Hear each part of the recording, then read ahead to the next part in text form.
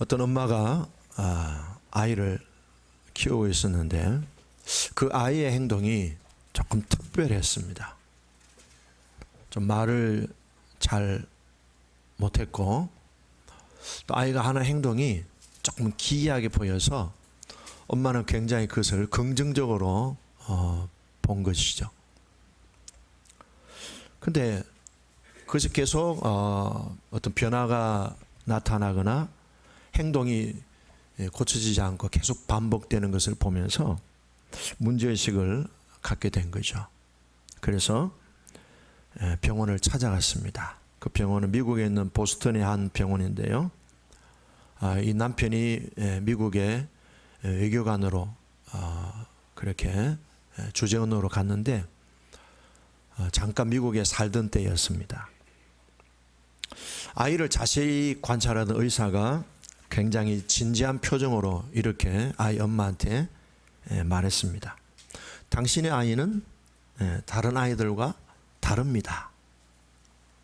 자, 이 말이 굉장히 좀 수준이 있는 말이에요. 우리나라 같으면은 좀 문제가 있습니다. 장애가 생겼습니다. 이렇게 말할 터인데, 그래도 이 의사가 조금 그래도 상당히 사람에 대한 존중하는 마음이 많았던 것 같아요. 당신의 아이는 다른 아이들과 다릅니다.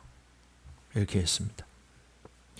그때 이 엄마가 의사의 그 말이 긍정적인 말이기는 하지만 상당히 그 말이 갖고 있는 의미를 알았기 때문에 굉장히 충격을 받았다고 합니다. 마치 쇠망치로 머리통을 그냥 두들겨 맞은 그런 충격이었다는 거예요.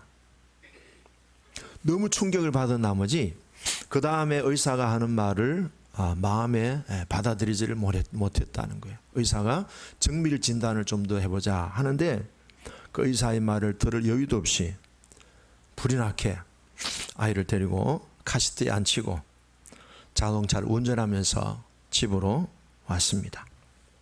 평소 아이가 말이 좀 더디고 행동이 특별한 거라고 생각했는데 그 의사의 말은 너무 충격이 된 겁니다. 그날따라 하늘은 너무너무 맑고 파란데 이 엄마의 마음에는 온 세상이 깜깜 절벽으로만 느껴졌습니다. 앞으로 어떻게 살아야지? 그때부터 이 엄마에게는 절망의 시간이 시작이 된 겁니다. 그 아이의 증세는 자폐장애였습니다. 자폐장애. 이제 다시 한국에 와서 어린이집을 다니는데 어떤 엄마가 이 자기 아들의 생일을 맞이해서 어린이집 친구들을 초대를 했습니다. 그래서 초대받아가 갔는데 그 친구들이 이 아이를 보고 야, 넌 오지 마. 너는 바보야. 너는 좀 이상한 아이야. 너는 오지 마. 이렇게 해서 이제 아이들한테 쫓겨난 거예요. 근데 이 아이가 이제 자폐장애가 있다 보니 집을 찾아가야 되는데 5살 난 아이가 집을 못 찾는 거예요. 근데 이제 생일 잔치를 초대했던 엄마가 그 아이가 안 보여서 나가보니까 아파트 입구에서 애가 막 그냥 집을 못 찾아가지고 막 크게 울고 있는 걸 보았습니다. 그래서 그 엄마한테 전화를 해서 이 엄마를 데리고 갔는데 그 엄마가 와보니까 아들이 막 눈물 콧물이 범벅이 돼가지고 길을 찾지 못해서 헤매고 있는 그 아들을 보면서 너무 절망이 되었습니다. 그래서 엄마가 이런 얘기했습니다. 절망의 터널이 끝이 보이지 않았습니다. 그랬어요. 지금 그 아이가 나이가 25살인데 여전히 그 지능 수준은 5살, 6살 수준이라는 거예요. 근데 그 아이가 25살이 되었습니다. 지난 7월 22일 날 미국에서 제1회 세계 장애인 골프 대회에서 우승컵을 들을 올렸습니다. 그 아들 이름이 이승민이라는 친구입니다. 그 엄마 이름은 박지혜라고 합니다. 기자가 인터뷰를 하면서 엄마한테 마이크를 댔습니다. 소감이 어떻습니까? 기쁘지 않으셨습니까? 그랬더니 엄마가 이렇게 얘기했습니다. 그날 우리 승민이가 우승컵을 받는 날 울고 말고 할 정신이 없었지요. 기뻐도 힘들어도 저에게는 울 여가가 없었어요. 승민이와 함께 산다는 것은 매일매일이 전쟁이었습니다. 이거 막으면 저거 터지고 저거 막으면 이쪽이 터지고, 저는 승민이와 25년을 살면서 터지는 거 막느라고 급급했습니다. 내 감정을 살필 여유가 조금도 없었습니다. 그래서 저는 우는 대신에 이를 악물고 살았습니다. 아이가 골프를 시작한 게 중학교 1학년 때인데 얼마나 버틸지 항상 저는 승민이를 보면서 매일매일 제가 오늘 내일 버틸 수 있을까, 내일 또한 버틸 수 있을까, 이런 불안감으로 저는 25년을 이 아이와 함께 했습니다. 승민이가 초등학교를 들어갔을 때 어린이 프로를 엄마가 텔레비전을 이제 채널을 이렇게 어린이 프로를 보여주었는데 어린이 프로를 안 보더래요. 근데 골프 이 채널을 틀어주었더니 그때 타이거 우즈가 한창 이제 전성기였을 때니까 그 골프에 대한 그 중계는 뚫어지게 쳐다보더래요. 그래서 야, 이 아이의 자폐 장애를 고칠 수 있는 방법이 하나 생겼구나. 저 아이의 자폐 장애를 고칠 수 있는 길은 골프하고 뭔가 관련이 되겠다. 근데 이 아이가 그 골프를 계속 유심히 보더니 골프를 치는 장소가 어디죠? 잔디잖아요. 잔디를 그렇게 좋아하더래요. 그래서 얘는 잔디만 보면 뜯어가지고 냄새를 맡고, 근데 잔디의 그 이름을 정확하게 알게 될 정도로 잔디에 대해서 전문가가 된 거예요. 하도 이 잔디를 이렇게 코에 맞다 보니까 항상 코의 언저리에는 흙이 묻어 있었다는 거예요. 근데 중학교 1학년 때 아버지가 골프를 치러 갈 때 이 아들도 따라갔는데 그때 아들이 아버지한테 나 저 골프 좋아해. 나 저 골프 치고 싶어. 공이 멀리 날아가는데, 하늘을 멀리 날아가는 저 공이 너무 멋있어 보여. 아빠 나 저 골프 좋아해. 그래가지고 부모가 그때부터 이 승민이에게 골프를 하도록 한 겁니다. 근데 이 장애를 가진 아이가 정상적인 골프를 치는데 보내니까 이게 막 계속 좌충우돌 하는 거예요. 골프를 치다가 안 되면 막 골프채를 아무 때나 집어 던지고, 또 골프 공 가지고 막 장난을 치고, 골프를 치다가 이 자폐 장애 아이들은 뭘 하다가 탁 눈에 띄면은 거기에 정신이 빠져가지고 다 그냥 포기하고 거기만 집중한다는 거예요. 집중력이 굉장히 강한 특징이 있다는 거예요. 아침 4시 반에 일어나서 저녁 6시까지 골프장에서 혹독한 훈련을 하는 거예요. 근데 어떤 때는 이 애가 하도 이제 훈련이 너무 고되면은 그냥 골프채를 집어 던져버리고 집으로 혼자 간다는 거예요. 어떤 때는 하도 엄마의 말을 안 들으면 이 아이를 데리고 옥상에 올라가서 야, 같이 끝내자. 그래서 엄마가 너무 속상해서 너랑 나로 손잡고 아파트 옥상에 올라가자. 그래 올라가다가 엄마가 아니야, 한 번만 더 생각하자.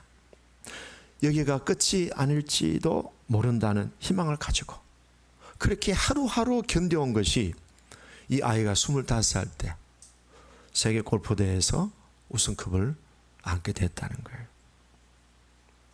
엄마의 마음은 항상 이 아이가 오늘 그만둘까, 오늘 그만둘까, 이 아이가 언제 골프를 그만둘까 하는 그 조바심 가운데 늘 아들을 바라보았다는 거예요. 그래서 이제 골프 우승컵을 안게 되었을 때 엄마가 이런 얘기했습니다. 승민이와 제가 궁극적으로 꿈꾸는 것은 이 땅에 장애인들을 대상으로 골프 아카데미를 만들어서 무료로 가르쳐 주는 겁니다. 그것이 제 꿈입니다. 그랬어요. 기자가 물었습니다. 다시 태어나도 승민이 엄마로 태어나고 승민이 엄마가 되고 싶습니까? 했더니 결혼 안 했을 것 같은데요. 그랬대요. 기자가 승민이한테 질문했습니다. 다시 태어나도 엄마의 아들이 되고 싶어요? 물었더니 승민이가 서슴지 않고 이렇게 대답했습니다. 네, 저는 다시 태어나도 엄마의 아들로 태어날 거예요. 그 말을 듣는 엄마가 웃으면서 나중에 울었습니다. 엄마는 이렇게 얘기했어요. 아들을 골방에 두어서는 안 된다고 생각했죠. 무슨 수를 쓰서라도 바깥 사회로 나가게 해서 사람들과 어울리게 해주고 싶었어요.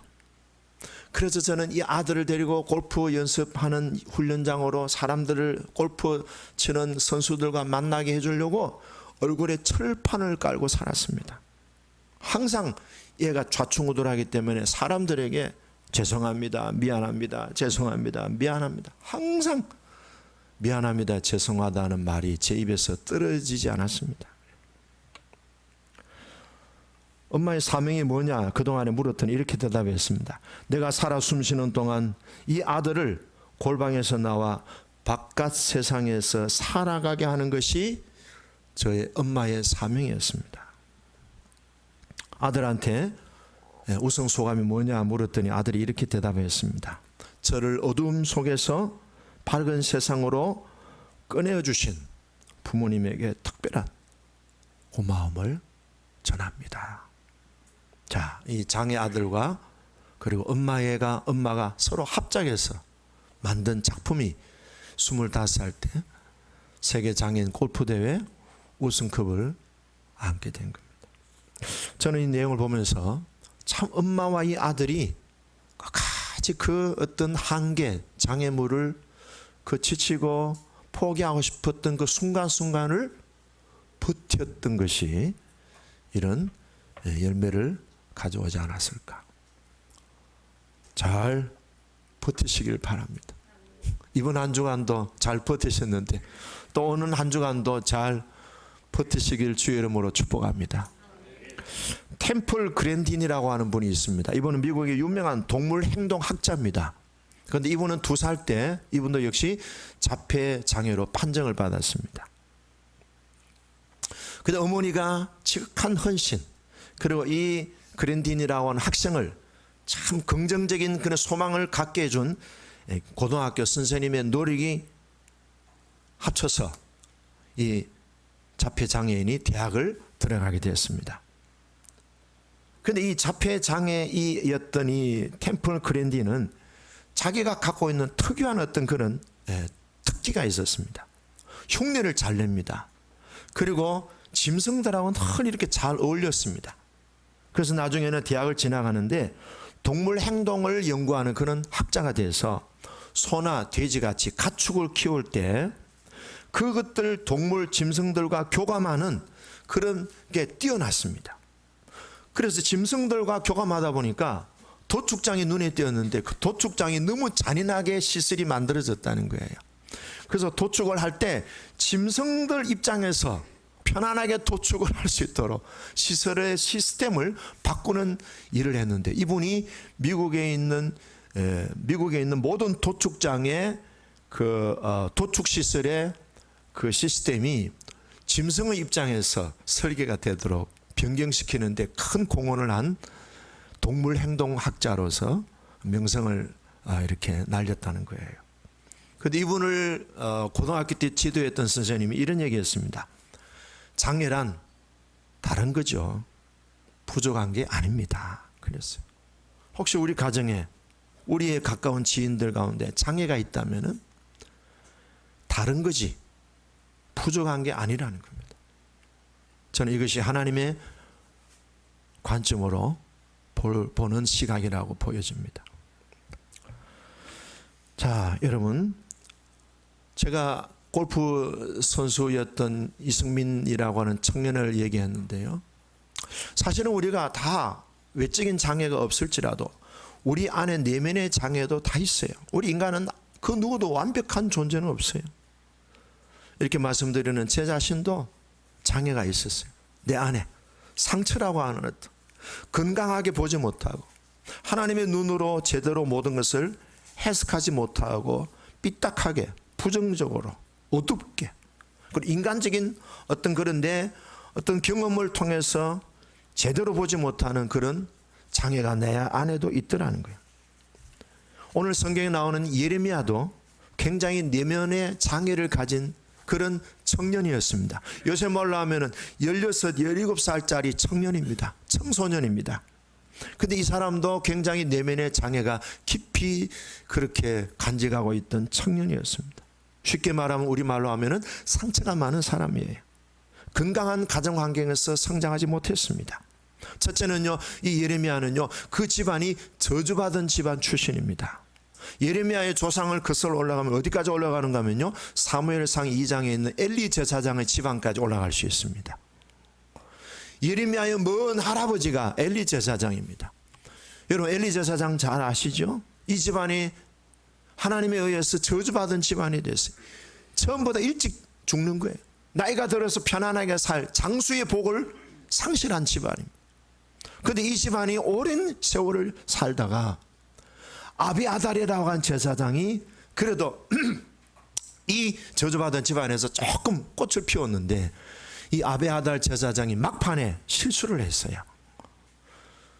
이 사람은 다윗 왕에게 참 충성된 그런 제사장이었고 영적인 멘토였습니다. 근데요, 영적인 멘토였던 아비아달도 실수를 하는 거예요. 다윗이 후계자를 정하기 전에 아도니아라고 하는 다윗의 아들을 추종한 거예요. 추종하다가 이 아도니아라고 하는 다윗의 아들을 추종하다가 이게 잘못된 거예요. 다윗이 후계자를 정하기 전에 먼저 조급하게 아도니아를 추종한 그런 그룹의 멘토가 돼버린 거예요. 그래서 나중에 다윗의 후계자가 누가 됐죠? 솔로몬이 됐는데 아차 싶었던 거죠. 그래서 아비아달이 솔로몬이 왕이 되고, 솔로몬이 아비아달을 그래도 옛날에 아버지와 고난을 함께 했던 백전노장이고 아버지의 영적인 멘토였잖아요. 그래서 죽이지는 않았어요. 당신은 아나돗으로 추방하면 유배를 보냅니다. 그래서 유배를 간 곳이, 아비아달의 유배를 간 곳이 아나돗입니다. 그래서 아나돗은 역사적으로 몰락한 제사장 엘리 제사장부터 아비아달로부터 이렇게 근 6, 700년 동안 몰락한 그런 제사장 집안의 이미지를 갖고 있는 지역입니다. 그래서 아나돗 하면은 그 집안 별 볼 일 없는데 저주받은, 그리고 다윗에게 솔로몬에게 버림받은 그런 집안이라고 알려진 그 집안의 자식이 예레미야였습니다. 그러니까 예레미야는 마음속에 거절받은 상처가 있어요. 그리고 자기 집안이 몰락한 제사장 집안이라고 하는 수치심이 있었어요. 거절에 대한 상처와 수치심이라고 하는 그것이 늘 얼룩져 있는 내면이, 어떻게 보면 예레미야도 그런 발달장애, 발달장애를 안고 있는 내면적인 그런 자폐장애라고도 볼 수 있겠죠. 자, 이런 사람을 하나님은 쓰시는 거죠. 자, 오늘 이 내용을 통해서 하나님은 아무리 불 꺼진 숯덩이 같은 몰락한 집안 출신이라 할지라도 하나님이 쓰시면 쓰임받을 수 있습니다. 성경에 보면은요, 집안 배경이 훌륭하다고 쓰시지 않으셔요. 하나님의 학벌을 보고 외모를 보고 키와 신장을 보고 쓰신 적이 한 번도 없어요. 하나님은 어디를 보신다고요? 중심을 보세요. 그래서 요새 배꼽티가 유행하지 않습니까? 배꼽티를 내놓고 지난주에도 많이 봤어요. 자, 농담이고요. 예레미야의 그 내면에는 이런 거절감과 그리고 버림받은 상처, 수치심이 가득 차 있는 내면의 어떤 그런 자폐장애를 가진 사람이었습니다. 자, 불 꺼진 숯덩이, 한때는 영광과 존귀로 옷 입었지만은 이제는 수치와 욕된 가문으로 추락해버린 그런 가정의 아들로 예레미야가 태어난 거예요.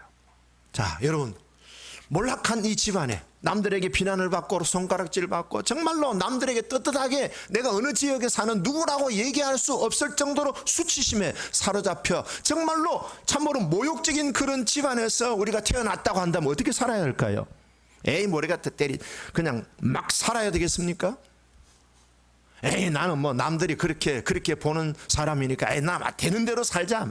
그래서 생각대로 본능에 의해서 남들이 하는 뭐 그냥 온갖 헛된 짓을 다 하면서 그렇게 막 살아야 하겠습니까? 스스로 자신을 무너뜨리고 자기를 학대하고 자기를 미워하고 자기를 채찍하고 자기를 막 엄격하게 막 잣대를 들여대서 자신을 스스로 심판하고 자신을 재판하고 자신을 정죄하고 그래서 자신을 벼랑 끝으로 밀어붙이고 너는 살 자격이 없다고 스스로 죽음의 끝으로 몰아낸 적은 없었는지요? 하다가 못해 결국은 나를 이렇게 만든 부모를 원망하고 조상을 원망하고 나를 왜 이런 데서 태어나게 했느냐고 하나님을 향하여 삿대질을 한 사람도 들어 있기는 있어요. 자, 성경에 보면은 상반되는 내용들이 가끔 보여요. 자, 예를 들어서 출애굽기 20장에 보면은 5절 6절에 나를 미워하는 사람의 죄를 갚되 아비로부터 아들까지 몇 대? 3, 4대까지 이르게 하거니와. 근데 그 다음 장면입니다. 그 다음 장면. 나를 사랑하고 내 계명을 지키는 자는 1000대까지 은혜를 베푸느니라. 자, 1000대가 중요해요? 3, 4대가 중요해요? 근데 사람들은 3, 4대의 필이 꽂혀가지고 거기에 계속 묶여있는 사람들이 많아. 물론 그런 부분도 있어요. 근데 하나님이 주시고자 하는 핵심적인 목표는요 3, 4대가 아니고요 1000대까지 은혜를 베푸는 하나님을 강조하시는 거예요. 자, 그럼 요거는 3, 4대인데 그 다음에 에스겔서 18장 20절에 보면요 아들이 아버지의 죄를 담당하지 아니할 것이다. 아버지도 아들의 죄를 담당하지 아니할 것이다. 신명기 24장 16절에 보면은 아비는 자신의 죄를 아들은 자신의 죄를 각자 자신의 죄를 자신이 담당하리라. 그럼 3, 4대하고는 이렇게 서로 좀 충돌이 되잖아요. 자, 이걸 이렇게 보면 돼요. 출애굽기 20장에 보면은 나를 미워하는 자의 죄가 뭔가 하면 우상 숭배하는 거예요. 하나님은 우상 숭배하는 것을 엄청 싫어하셔요. 그걸 하나님을 미워하는 것으로 받아들이셔요. 그래서 그들에게는 3, 4대까지 죄가 저주가 임하리라 그랬어요. 그럼 실제로 하나님이 3, 4대까지 딱 작정하고 1대, 2대, 3대, 4대 요까지 내가 저주하리라 그런 뜻이에요? 아니에요. 우상숭배가 주는 영향력이 3, 4대까지 갈 수 있다는 것을 보여주시는 거예요. 그만큼 우상숭배에 대해서 조심하라는 뜻이에요. 우상숭배가 주는 영향력이 3, 4대까지 가니까 이 아버지들아 우상숭배 조심해라. 그 다음에 에스겔서 18장 20절 신명기 24장 16절 각자의 죄를 진다는 말은 부모가 지은 죄의 어떤 영향력을 받을지라도 한 사람이 그 죄에 대한 영향력을 그 당대에 끊을 수 있다는 거예요. 별로 은혜가 안 되는가 봐요. 다시 그 한 사람이 회개하고 정말 진정성 있게 하나님 앞에 정결하게 살면은 3, 4대 내려오는 저주가 끊어진다는 거예요. 네, 이때 아멘 나와요. 하기 싫으면 안 해도 되고. 자, 어느 게 중요합니까? 예. 그 한 사람이 정말 진정성 있게 회개할 때 그 회개가 3, 4대뿐만 아니고 그 위에 있는 600년, 700년의 죄까지도 하나님이 한 사람에 의해서 다 탕감할 수 있고 깨끗하게 단절할 수 있다는 거예요. 그 주인공이 누굽니까? 접니다. 그 주인공은 누굽니까? 접니다. 예레미야가 오늘 그런 인물로 우리들에게 도전을 주는 거예요. 예레미야와 엘리 제사장의 그 시간적인 연대를 보면요 한 650년 정도의 공백이 돼요. 여러분 650년 동안 내려오는 그 저주를 예레미야 한 사람이 끊어버리는 거예요. 이 사람의 개인적인 그런 파워가요 결국은 국가적인 그런 저주까지도 끊는 거예요. 한 사람이 그런 진정성 있는 하나님에게 결단하고 하나님 앞에 새로워지고 정말 신선한 성령의 기름 부음이 임한다면요 그 한 사람의 영향력이요 국가적인 죄까지도 풀어. 할렐루야. 오늘 예레미야는 그 시대적인 사명을 하나님이 개인적인 그런 저주를 끊으니까 네가 국가적인 죄까지도 담당해라. 그 역할을 하나님이 예레미야에게 맡기신 거예요. 그러니까 그 일을 하다 보니까 예레미야는요 장가도 못 갔어요. 그래서 하나님이 너 평생 동안 결혼식에 가지 마라. 그래서 결혼식 뷔페를 한 접시도 못 먹은 사람이 예레미야예요. 복 받은 사람이야. 그러니까 한 사람이 중요한 거예요. 그래서 그 한 사람을 하나님은 찾고 계시는 거예요. 여러분, 국가적인 문제, 경제적인 문제, 정치적인 문제, 지금 우리나라가 정말 혼란 중에 있어요. 어떤 사람은 우리나라가 지금 큰 배가 있다면 기울어지기 직전에, 지금 자빠지기 직전에 와 있다고 위기 상황을 얘기합니다. 그러나 국가적인 우리의 눈에 보이고 들려지는 소식들은 그런 위기 상황이지만, 여러분, 10명의 의인들이 이 기울어지는 배를 다시 정상으로 회복시킬 수 있다는 거예요. 그 한 사람을 하나님은 찾고 계셔요. 그래서 예레미야가 그런 얘기합니다. 예레미야 5장 1절에 예레미야야, 네가 예루살렘 이 도시를 빨리 찾아봐. 한 사람의 의인만 있으면 내가 이 도시를 향한 저주를 거두리라. 이 도시의 죄를 사하여 주리라 그랬어요. 그 도시에 누굴 찾아요? 학벌 있는 사람, 재력 있는 사람, 용모가 단정한 사람, 키와 신장이 뛰어난 사람, 성격이 좋은 사람, 의인 한 사람을 찾으면 내가 이 도시를 향한 저주를 거두리라 그랬어요. 그 역할을 우리 교회가 하는 거예요. 그러니까 대한민국의 미래는요, 교회가 붙들고 키를 잡고 있는 거예요. 우리 교회가 깨어 있으면 되는 거예요. 예레미야 같이 600~700년 동안에 저주받은 이 집안의 공백을 한 사람으로 끝내는 거예요. 이 한 사람이 가정만 아니라 국가의 몰락까지도 다시 뒤집어서 회복의 메시지를 전하는 것이 예레미야의 사명인 거예요. 그래서 예레미야의 메시지 속에는 두 가지가 있어요. 하나님의 징계, 오늘 우리가 11절에서 12절 보시면 시대적인 환상을 보여줘요. 예레미야 무엇을 보느냐? 제가 살구나무 가지를 보나이다. 여러분, 살구나무 가지가 뭐예요? 제가 초등학교 때에, 우리는 그때 중학교 시험을 치고 갔어요. 제일 미운 사람은 누군지 아세요? 회초리 파는 아저씨. 수업 중에 두드려, 회초리 사세요 이런다. 그럼 선생님이 오늘 한 5자루 주세요. 그럼 시험 문제 만약에 50문제 쳤잖아요. 틀린 3 나와. 어떤 제가 10번을 계속 연속으로 나간 적이 있었어요. 왜? 제가 공부를 잘 못했거든요. 근데 회초리 뿌려지면 또 새로 사온 거 5개가 또 그때는 의자에 무릎 꿇고 무릎이 얼마나 세게 맞았는지. 지금 그러면 아마 학교가 난리 났을 거예요. 국가적으로. 우리는 그때 당연히 맞아야 돼. 그리고 여름이 너무 힘들어. 반바지 입고 다니니까. 시 푸는 게 멍들어가 맞은 거 안 보이면 좋겠는데 다 보여. 그냥 종아리하고 이렇게. 엉덩이는 이렇게 멍들어도 안 보이는데 얼마나. 시퍼렇게 이렇게 무릎이 멍들어가지고 집에 가면요, 또 이거 꼬라지하고는 또 이중으로 또 야단 맞는. 회초리는 이 살구나무 가지는요, 회초리를 의미하는 거예요. 이스라엘 백성들이 지금 잘못하고 있는 것에 대해서 하나님이 회초리로 징계를 보여주시는 거예요. 두 번째는 뭡니까? 끓는 가마가 북쪽에서 쏟아져가 내려온 이 끓는 가마는 바벨론을 상징하는 거예요. 이스라엘 민족이 초토화되는 상황을 보여주는 거예요. 자, 이런 이스라엘의 비극적인 현실 속에서 하나님 뭘 하신? 징계가 끝난 후에 회복이 있을 것이다. 그래서 징계와 회복, 이 두 가지 주제를 가지고 이스라엘 백성들에게 하나님의 메시지를 전하는 주의 종이 된 것이 예레미야입니다.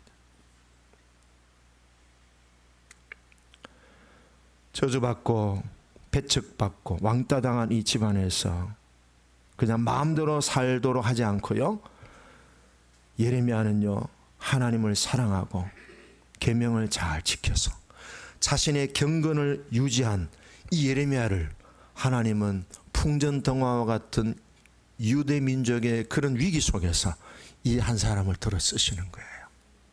그 당시에 엘리트들이 없었겠어요? 그 당시에 잘 나가는 집안이 없었겠어요? 그 당시에 내노라 하는 그런 실력자들이 없었겠어요? 그런데 왜 하나님이 17살 없어요? 우리 하영이하고 수정이는 14살, 15살이?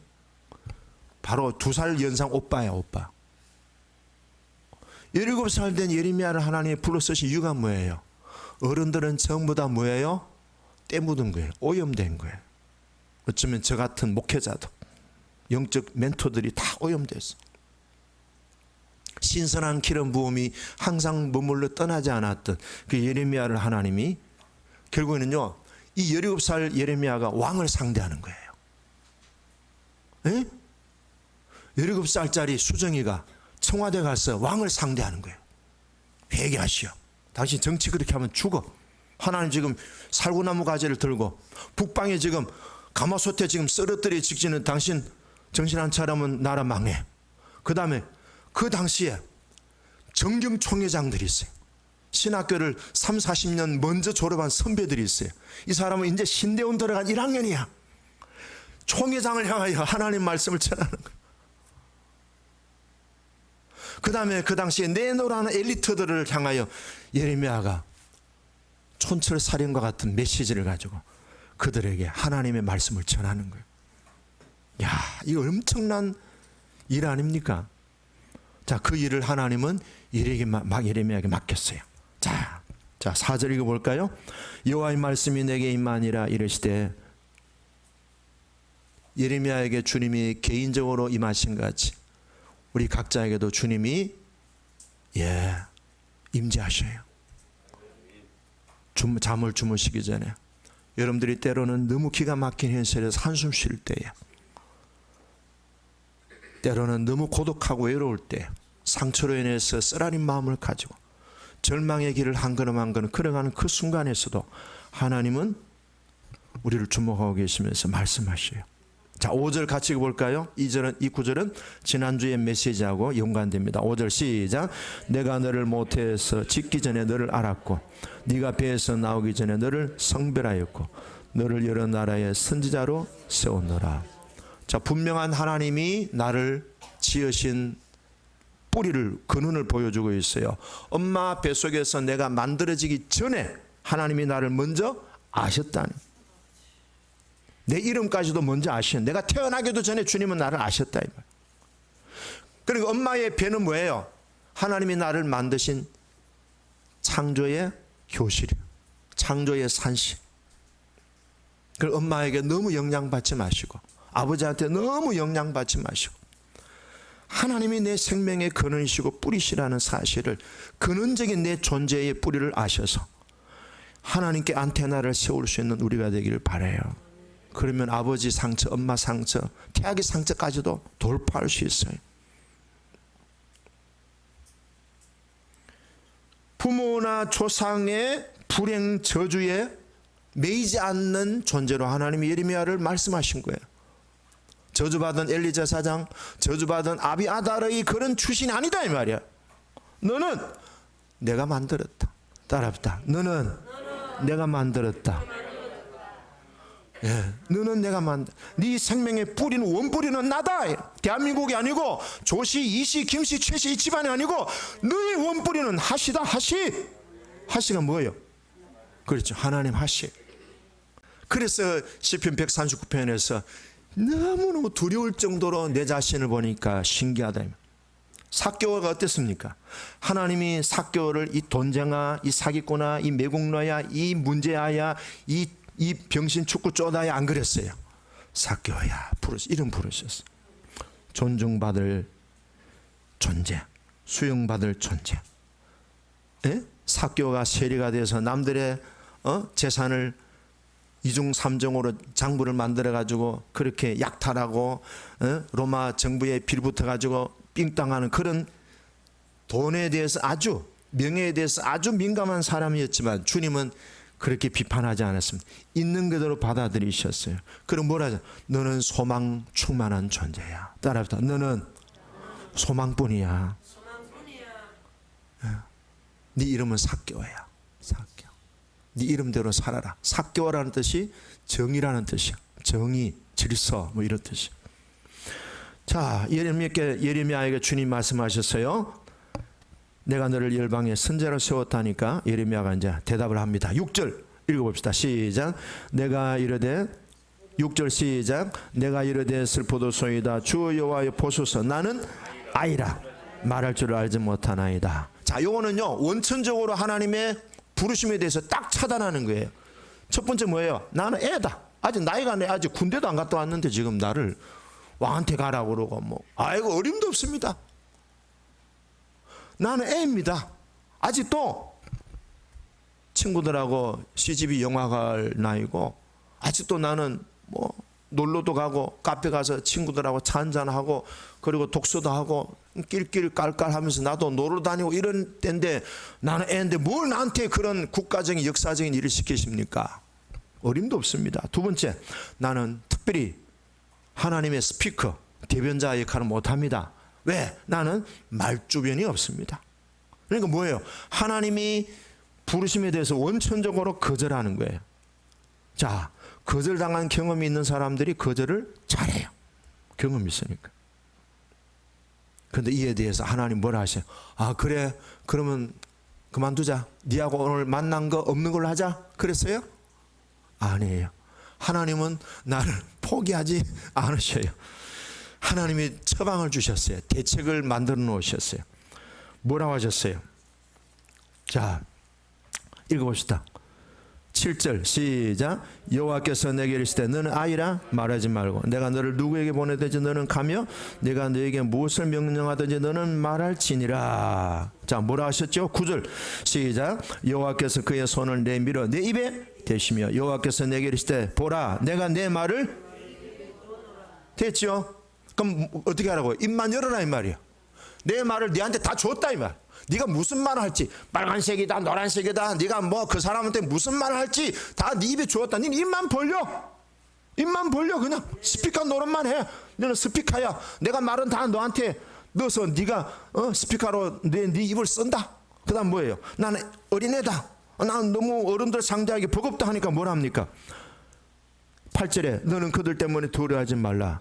내가 너와 함께한다.